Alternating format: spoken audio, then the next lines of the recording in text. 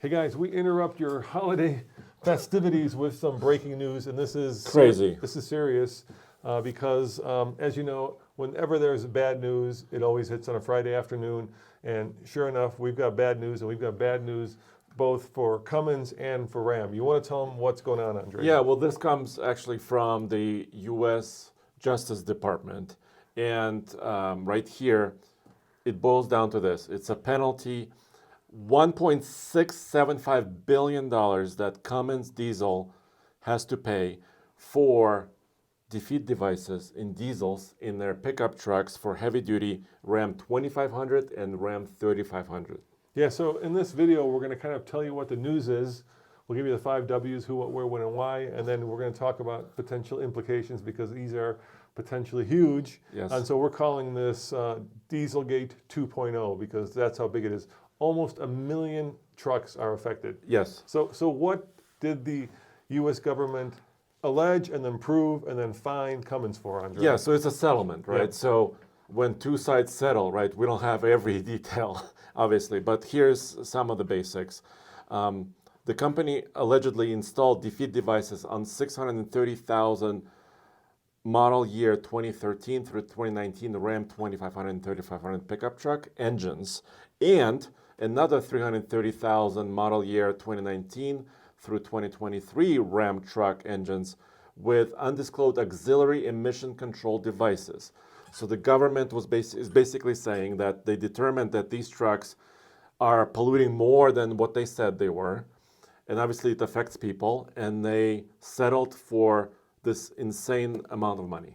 Yeah, one of the highest settlements in history. yeah. So the way defeat devices work, obviously, is they change the engine's programming so that you exchange clean emissions for more power, more torque in a diesel engine. This has been the case for Dieselgate 1.0 with the Ram Eco Diesel. Same thing happened to it. And of course VW, Yep. like you said. Yep. And so it just keeps on getting worse for diesel engines. But let's talk about kind of the history and what this could potentially mean for anybody who owns a Ram 2500 and 3500 at least over the last 10 years. Yeah, so we know what happened here, right? Let's So talk about we have some details about their Ram 1500 trucks with a 3-liter EcoDiesel V6. Totally different company. Cummins was not involved in this. This was an Italian engine, Yeah. the first generation of it that was put in the Ram full-size truck, not the heavy-duty truck. And what they found was that, once again, trucks were polluting too much, and then there was a massive recall. And the people who had those engines were very unhappy after the recall because what ended up happening was much less power. In some instances, we had viewers and readers write us saying that the lag in performance was so bad that they felt it was unsafe after the recall. Now, there's no recall at this point, so I don't want to scare you guys. Right. But you got to figure there will be one. You can't have 1 million trucks out there spewing, NOx. And a penalty, fine, assessed. Yes. Yes.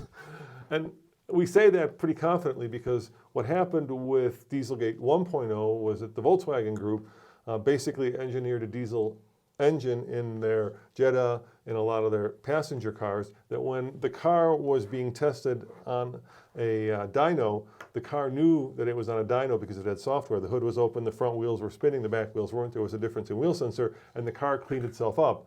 But when it was driving normally, it was spewing a lot of NOx and a lot of particulates into the atmosphere. And there was also a massive recall. So right now, the only people that are affected by it are obviously Cummins and Ram. But Ram has not issued a statement as of yet. Ram did not settle with they weren't actually accused of anything. Right. So the question that you might be asking yourself is, did Ram know that there were defeat devices in those engines? Yeah, and we don't know that. Yeah, and we actually don't know if it's like a lot of old software, like you said, or if some mechanical hardware pieces were involved it could as well. be software, it could be mechanical devices, it could be both. But we're also involved. Yeah, we're because we own a Ram 2500. Yeah, we own a 2022 Ram 2500 with a Cummins turbo diesel. Actually, Alex also owns one personally. So most of us have pickup trucks, and a lot of us actually own Cummins. Yeah, I think right now we're at that stage where the first domino fell, Andre, and there are a lot more dominoes yet to follow because I can't foresee a situation where there won't be a recall. And then the question, of course, that we are asking ourselves as Ram truck owners, heavy-duty truck owners, what will that do to the value of the truck, and what will it do to the power of the truck? And by the way, in the previous emission scandals, the owners were compensated somehow, right? There were payments to the owners of VWs, there were buyback programs, right? There were payments to eco-diesel owners of Ram 1500 trucks, and also Jeep was involved because the 3-liter was also in the Jeep, right? Yeah, it was. It was also in the Audi. It was in a lot of vehicles. Yeah, Audi, VW Touaregs, a lot of these vehicles were involved. I actually had firsthand knowledge of that. I have my wife's nephew had a Jetta diesel, and he had almost 100,000 miles on it, and VW was forced to buy back. And so basically he sold them a car that was, used up for about $25,000. And then, of course, that settlement led to Electrify America, and that's a whole other story. But let's talk about this from a Cummins Ram owner, which we are. Yeah. So what are we asking ourselves, Andre? Well, so when the dust settles, like you said, the first domino fell. What's the second one? The second one potentially could be that something needs to be done to this truck, right, to make it comply with everything the government wants it to comply with, right? Well, here's a potential scenario, right? Right now, Cummins is on the hook, but this is going to affect Ram, and so I can see litigation flying between Ram and Cummins. I can also see this being the beginning of the end of the relationship between Ram and Cummins, because if the government mandates, or if the other domino drops, and these trucks have to be recalled or bought back, right? That's a huge amount of money. That burden's going to fall on Ram and Ram dealerships, because Cummins doesn't have dealerships, right? It's Ram that's going to have to go fix that. Yes. So, and after this is all fixed, let's say, the owner decision: do I sell the truck? Do I take, I don't know, some sort of a payment? Do I modify it and keep driving it? Will I lose power, right? Capability, which way is it going to go?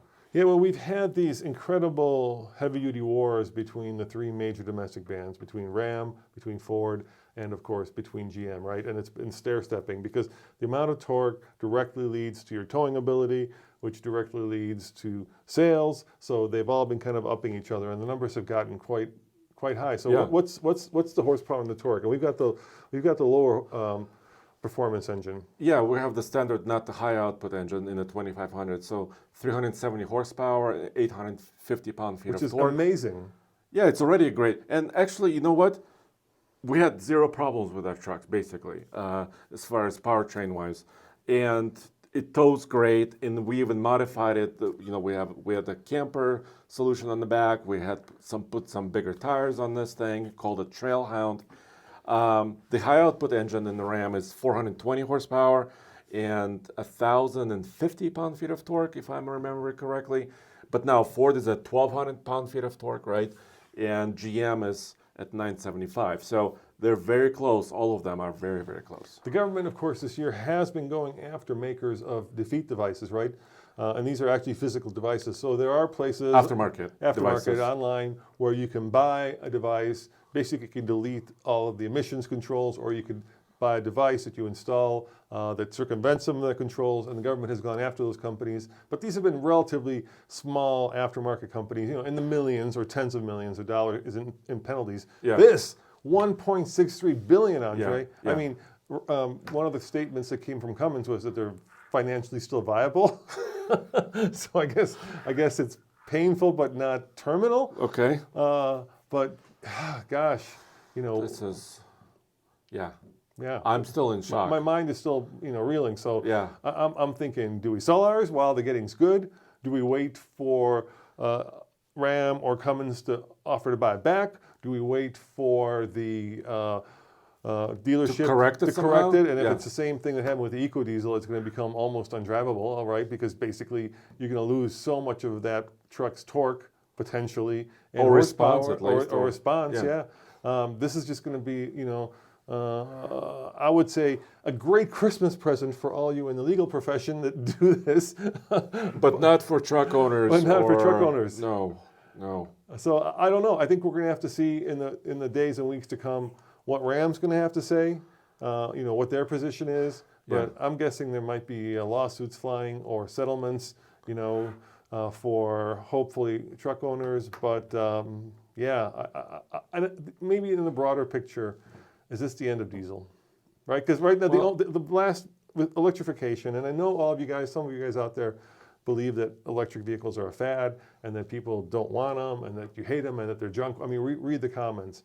But the fact remains that over 1 million electric cars were sold in 2023. In the United States. In the United States, not to mention worldwide. And a certain percentage of those are now trucks as well. And electric trucks have the advantage of having huge amounts of torque. They have the disadvantage of not having great range, of course, especially when towing. But, is this potentially the death knell for diesel? Because the last holdout, everybody was saying, okay, well, maybe you could do mid-size trucks that are electric, maybe even full-size trucks like the Lightning, Rivian, more of a mid-size truck, Cybertruck now. But everybody's saying, the heavy-duty trucks, those are towing monsters, and electric motors are never going to replace my diesel. Maybe now. Yeah, so, and Ram, by the way, and Stellantis in general, they had that electric day, right, a couple of years ago, and they announced big, huge plans for the next, 8, 9 years.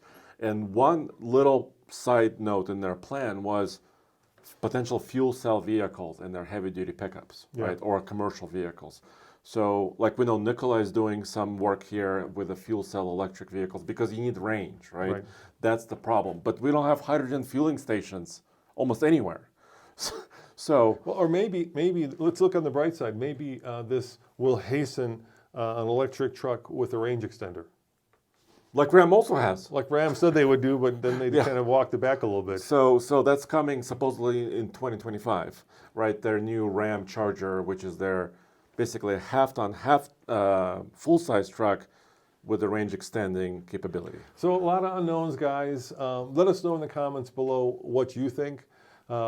Would you sell? Would you keep? Would you trade in your Ram? We need to know a little bit more, I think. Yes. Or are you just going to wait and see what else? Is this the first shoe? I'm guessing this is only the first shoe that's dropped, Andre. There's going to be another shoe that's going to drop. Yeah. Maybe multiple shoes. I don't want to hear this, but we'll be on top of this. We'll be on top of it. And it's serious because it dropped at 3 o'clock on a Friday before Christmas. A massive holiday weekend. Yes. So as bad news goes, this is about as bad as it gets. And stay tuned to alltfl.com because we are going to stay on top of this and we will have more news the second we know what's happening. Yes.